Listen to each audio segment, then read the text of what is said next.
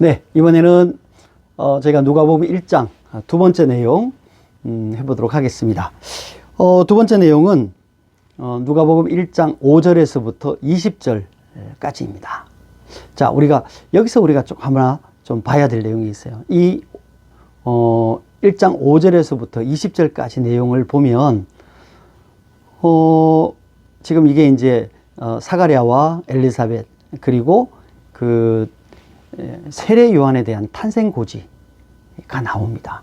자, 그런데 우리가 성경을 보면 종종 뭘 발견할 수 있냐면은 A, 가장 중요한 우리가 중요 구절, 그러니까 어프로치 하는 그 A를 발견하기 전에 좀 혼돈되는 게 있어요.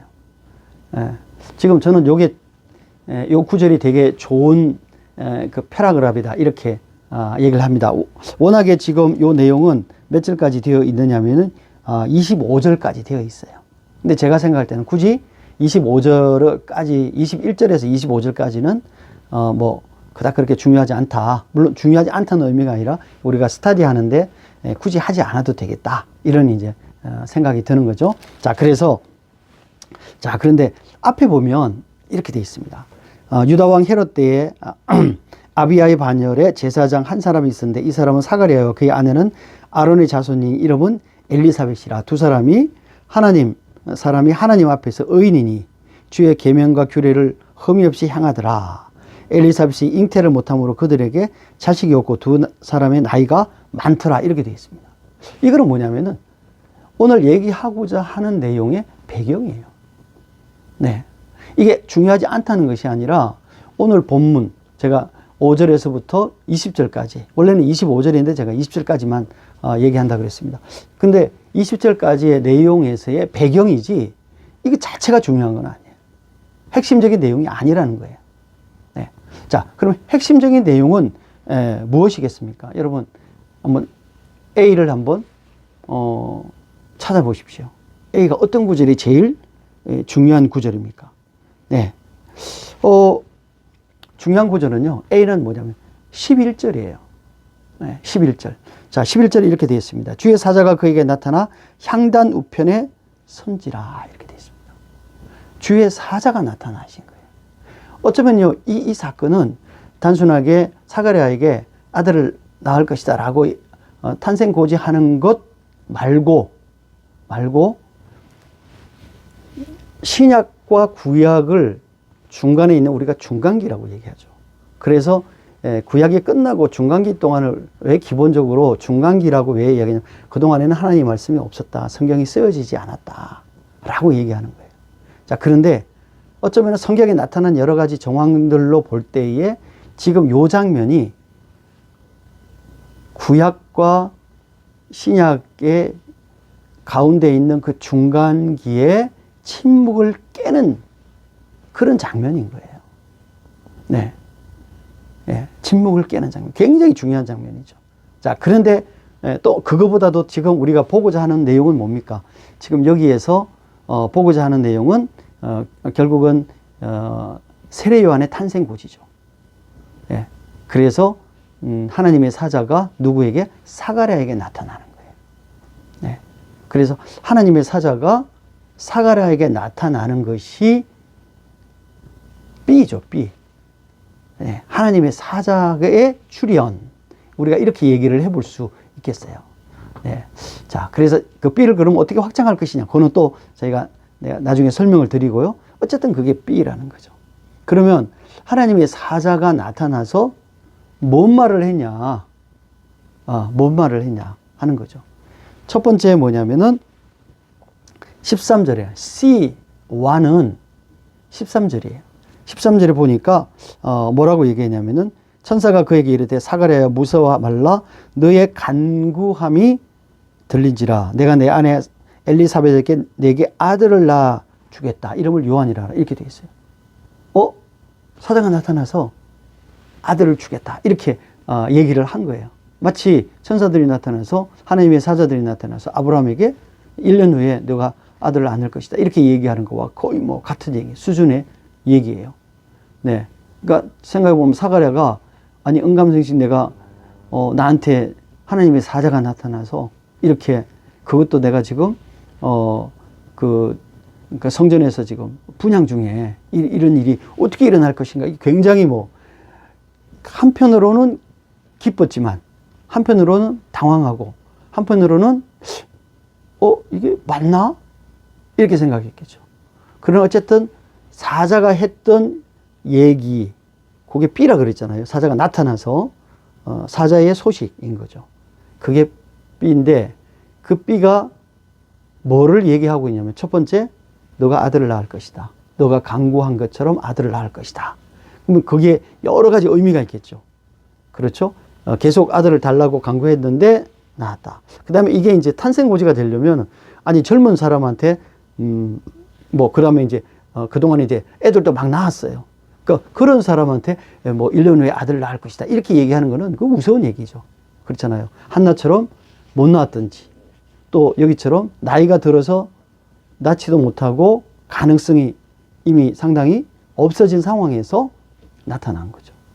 예. 그러니까 어쨌든 뭐예요? 첫 번째 C와는 뭐예요? 하나님 사자가 나타나서 사가랴에게 아들을 줄 것인데 아들 이름을 요한이라고 하라. 이렇게 얘기를 한 거예요. 그게 C1이 되겠습니다. 그러면 C2는 그럼 그 아들은 어떤 아들이냐 하는 거예요. 예, 그 아들을 그 아들에 관한 묘사가 14절부터 17절까지 있어요. 14절부터 17절까지 있습니다. 그래서 그 아들이 그 사람 때문에 기뻐하겠죠. 그 다음에 두 번째는 뭐예요?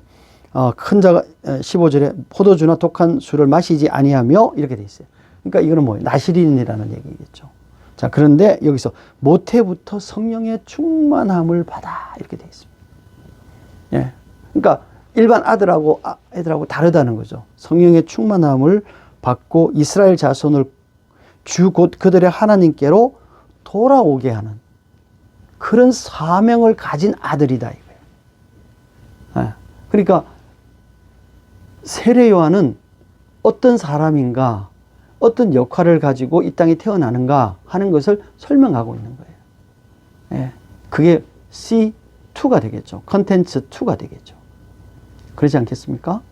그러면은 세 번째는 뭐겠습니까? 근데 그 사실을 들어보니까 어떻게 돼요?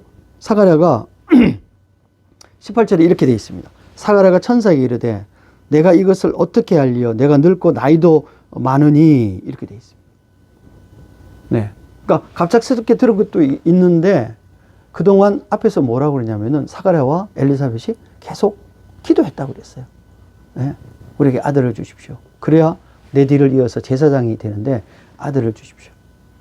뭐 꼭 아들 이라고 했는지는 모르겠지만 하여튼 자녀를 주십시오. 이렇게 얘기를 했겠죠. 자, 그런데 막상 하나님이 주신다 그러니까 이제 와서 뭐라 그러냐면은 아니 도대체 지금 내가 나이가 몇 살인데 아들을 낳겠습니까? 이렇게 얘기하고 사가랴의 불신앙 인 거죠. 네. 사가랴의 불신앙. 근데 이게 처음 있는 일 같으면 예전에 이런 일이 한 번도 없었어요. 그렇다면 조금 그럴 수 있는데 사실은 벌써 우리가 잘 아는 것처럼 누굽니까? 아브라함이 벌써 이런 케이스잖아요. 그렇죠?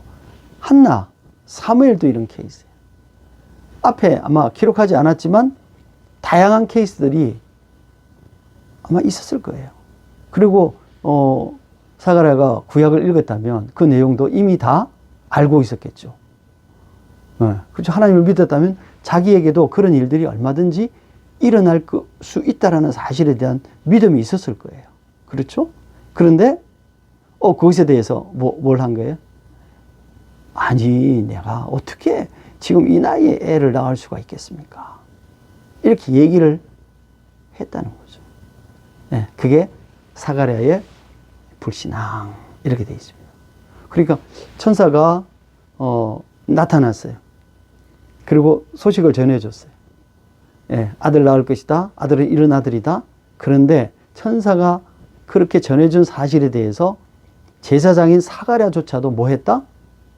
불신앙을 가졌다. 이런 거예요. 여러분 그러니까 이게 하나님의 뜻이 우리에게 전달이 되고 우리가 그걸 믿는다는 것은 물론 이게 상당히 큰 내용인 거예요. 왜냐하면 그렇습니다. 왜냐하면 생각해 보세요. 아니 내가 지금 나이가 넓도록 아들을 못 낳았는데 갑자기 하나님 천사가 나타나서 너 내년에 너 아들이 생길 거야. 그리고 이래. 그러니까 아무리 신앙이 좋고 또 제사장이라고 할지라도 참 믿기가 어려웠겠죠. 네. 그러나 또 다른 측면에서 생각해 보면 아니 제사장이 안 믿으면 누가 믿나? 또 이런 생각이 든단 말이죠. 그게 뭐냐면은 C3 세 번째. 그러면 요 내용을 한번 생각해 보면 우리가 1장 5절에서 20절까지 내용이 다 포함되어 있어요. 물론 설교 시간에 C1, C2, C3가 내용이 뭐 5분 이렇게 돼야 될 이유는 없어요. 어떤 거는 좀 중요하니까 예를 들어서 오늘은 내용이 많은 게 뭡니까? C2죠. 세례 요한이 누군가, 어떤 소명인가, 이거는 내용이 많잖아요.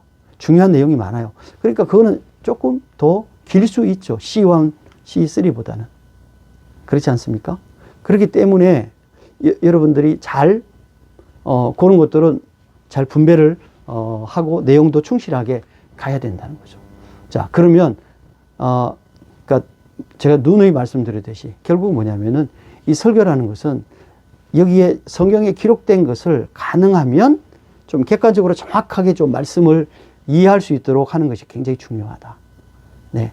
그러니까 그것이 목회자들에게도 중요하고 성도들이 성경을 알아가는데도 가장 기본적인 내용이다 하는 것을 말씀을 제가 드리는 겁니다. 그러니까 여러분께서 그런 측면을 이해를 해 보시고 만약에 이 내용을 또 공부를 해 보신다면은 조금 더 제가 말씀드린 것을 토대로 여러분의 생각이 어떤가 라고 생각을 한번 기록해 보시면 좋겠습니다. 어떤 분은 제가 볼 때에는 C2를 메인 아이디어라고 얘기하시는 분들도 계실 거예요. 자, 그러면 C2를 만약에 메인 아이디어라고 얘기했을 경우는 어떻게 되느냐? 그래서 그러면 세례 요한은 누군가가 뭐가 되겠습니까? B가 되겠죠. 그렇지 않겠습니까?